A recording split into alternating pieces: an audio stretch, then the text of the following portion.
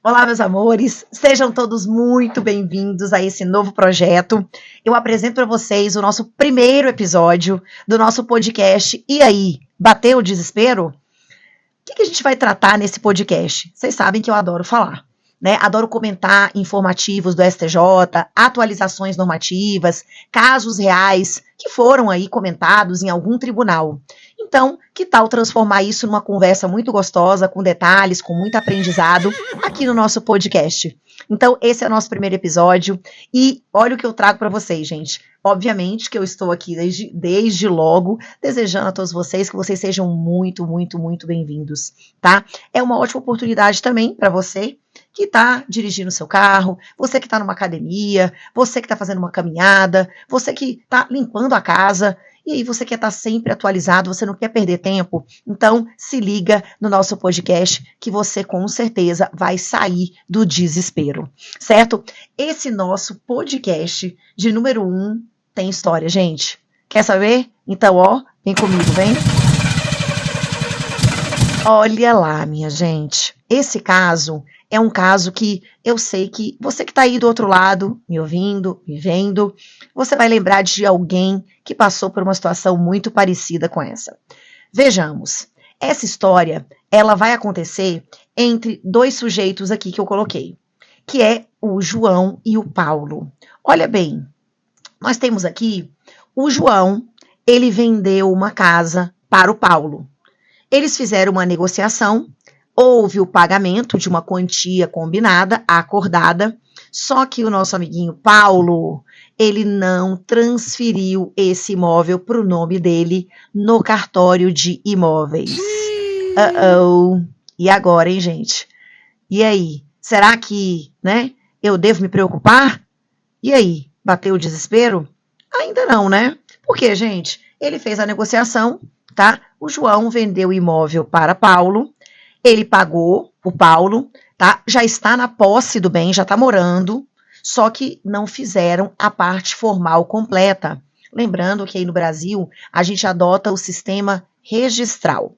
E aí quando eu falo de sistema registral, o que acontece, gente? Sistema registral, eu tenho que pegar o título, que seria, por exemplo, uma escritura pública de compra e venda, ou até mesmo uma carta de adjudicação, uma sentença de uso capião, um formal de partilha.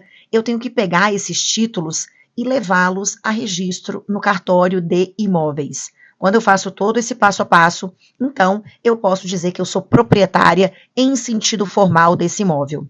Mas o que aconteceu é que, né, pode ser que o João tenha vendido esse imóvel para o Paulo por meio de uma escritura pública de compra e venda. E aí, ó, plim, plim, plim.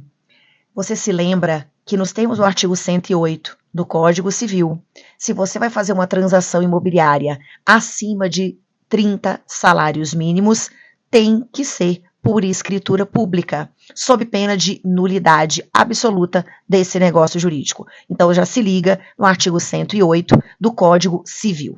Tudo bem. Imaginemos que o João e o Paulo fizeram uma escritura pública de compra e venda, mas o Paulo vacilou e não registrou no cartório de imóveis. Lembrando que quando você faz essa transação, tem a tributação, o imposto de transmissão de bens imóveis e tem também os emolumentos dos cartórios, tá? Ok. O Paulo tá feliz da vida porque ele tá morando na casa dos sonhos. Só que aí, gente, o João, ele está devendo para o banco. E aí, eu imaginei aqui o Banco BRB. Então, o João está devendo o Banco BRB. E aí, o BRB executa o João. Ele tem ali um contrato de empréstimo, um contrato de mútuo, que é um título executivo extrajudicial. E aí, não houve a quitação, o banco executa, uma execução autônoma de título executivo extrajudicial. O banco executa o João.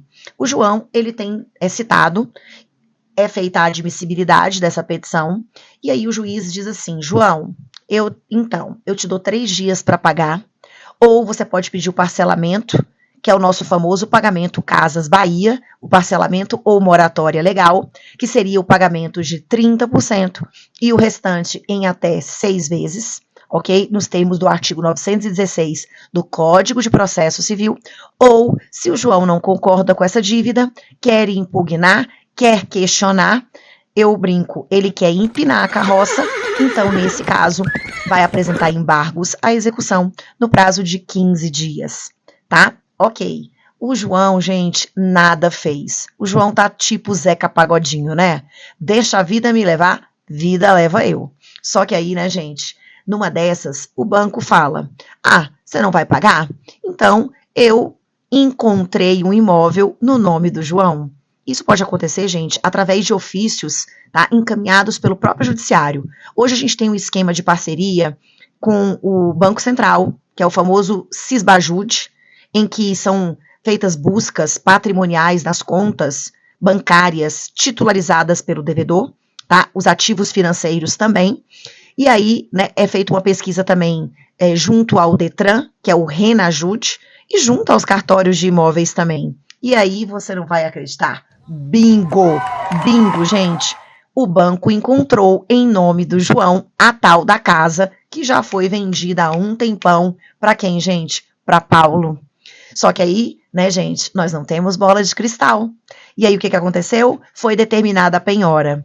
Gente, quando o Paulo descobre isso, quando ele tem ciência dessa constrição judicial, que é indevida, porque o bem é dele, tá? Ele vai fazer o quê?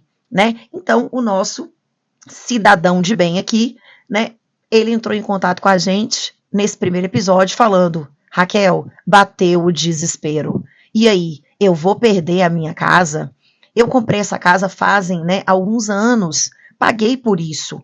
Então, não é justo que agora essa casa responda por uma dívida de João. Essa casa é minha. Então, qual é a solução jurídica, Brasil? Vamos respirar fundo, né? Olha, Paulo, dessa vez eu tenho boas notícias para você. Você tem aí que entrar com uma ação judicial conhecida como embargos de terceiro. É isso mesmo. Essa ação é uma petição inicial, na verdade. Ela vai ser distribuída por dependência. Ela vai para o mesmo juízo que está cuidando da execução lá do banco, ok? Que o banco está executando, né? O João. E aí você vai distribuir por dependência e vai pedir uma liminar para suspender essa penhora, tá? Vai provar, né? Vai apresentar os seus documentos, vai mostrar que você também vacilou, ok? E aí o que acontece? Nesse caso, tá? Se o juiz se convencer, ele, né, dá a liminar, suspende, né, o ato constritivo e no final essa penhora é desconstituída. Então o sujeito, né, ele é mantido na posse ou reintegrado na posse, né, é reconhecida ali a sua titularidade. Só que tem um detalhe, gente. Vocês concordam comigo? Raquel, nesse caso específico, como é que fica a questão dos honorários advocatícios de sucumbência? Porque, gente, venhamos e convenhamos. O Paulo, ao não realizar o registro no cartório de imóveis, o Paulo, ele acaba se tornando o quê, gente? Ele deu causa a tudo isso que está acontecendo. O banco não indicou esse bem para penhora do nada. O banco encontrou no cartório de imóveis esse bem em nome de João. Então, o banco nem tinha como adivinhar isso. Então, o que acontece? Se é apresentado, né, é apresentada, na verdade, a petição de embargos de terceiro e o banco, né, dá um passinho para trás e diz, opa, esse bem não vai poder responder aqui pela minha execução. Nesse caso, quem paga os honorários advocatícios de sucumbência é o Paulo, mesmo com o acolhimento dos embargos de terceiro, pelo princípio da causalidade, porque, amiguinho, foi você que é um tremendo vacilão, tá? Agora, se eu apresentei os embargos de terceiro com toda essa documentação, o Paulo e o banco ainda assim, ele cria embaraços, ele contesta os embargos de terceiro e insiste no ato constritivo, então, no final, é o próprio banco, que no caso é o embargado, tá? Que vai ter que pagar os honorários advocatícios de sucumbência. Nesse sentido, eu quero aqui, tá? na verdade, comentar com vocês o tema repetitivo de número 872 do STJ, nos embargos de terceiro, cujo pedido foi acolhido para desconstituir a constrição judicial, os honorários advocatícios serão arbitrados com base no princípio da causalidade, responsabilizando-se o atual proprietário, no caso, o embargante, se este não atualizou os dados cadastrais.